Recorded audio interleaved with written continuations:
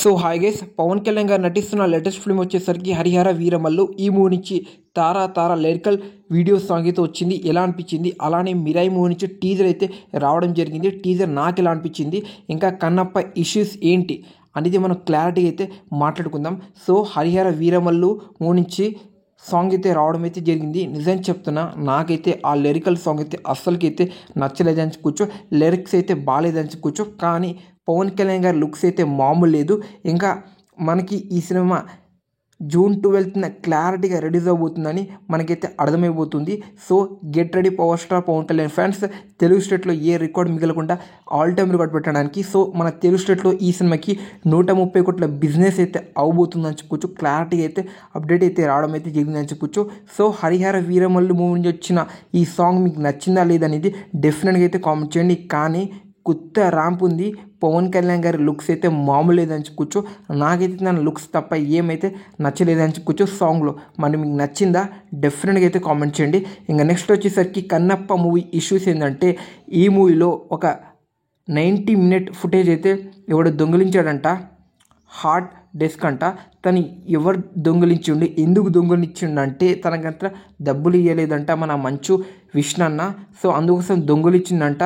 So ఈ మూవీలో మన ప్రభాస్ గారు అయితే 30 మినిట్స్ అయితే ఉండబోతున్నాడు. క్లారిటీ అయితే అప్డేట్ అయితే రావడం అయితే జరిగింది చెప్పుకోవచ్చు.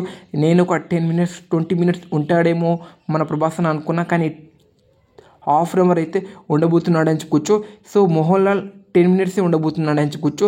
సో హార్డ్ డిస్క్ దొరుకుతుందా లేదనేది నెక్స్ట్ మ్యాటర్. ఈ సినిమా జూన్ 27న రిలీజ్ అయ్యే ఛాన్స్ ఉందా? కామెంట్ చేయండి. ఇంకా నెక్స్ట్ వచ్చేసరికి మిరాయి మూవీ నుంచి టీజర్ అయితే రీసెంట్గానే రావడం అయితే జరిగింది.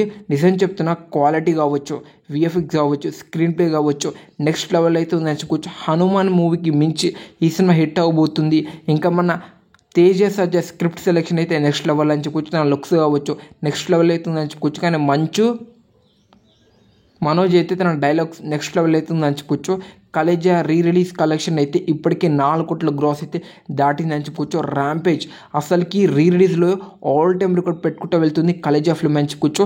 సో రిలీజ్ అయ్యే ముందు డే 1 10 కోట్ల గ్రాస్ గబ్బర్ సింగ్ రికార్డ్ అయితే అవుట్, నో డౌట్ అని చెప్పుకోవచ్చు. మీరేమంటారు మహేష్ బాబు ఫ్యాన్స్? కామెంట్ చేయండి. బుక్ మేషోని బద్దలు కొట్టేస్తున్నారు కదా. సో నెక్స్ట్ మన పవన్ కళ్యాణ్ గారు రిలీజ్ అవుతున్న సినిమా వచ్చేసరికి ఓజీ. ఈ సినిమా సెప్టెంబర్ 25న రిలీజ్ అవబోతుంది తెలిసిందే. కానీ ఈ మూవీ బిజినెస్ చూస్తుంటే, బిజినెస్ జరిపే విధానం చూస్తుంటే మత్తిపోతుందని చెప్పుకోవచ్చు. కర్ణాటకలో ఇప్పటివరకు అయితే 12 కోట్ల బిజినెస్ అయితే జరిగిందని చెప్పుకోవచ్చు.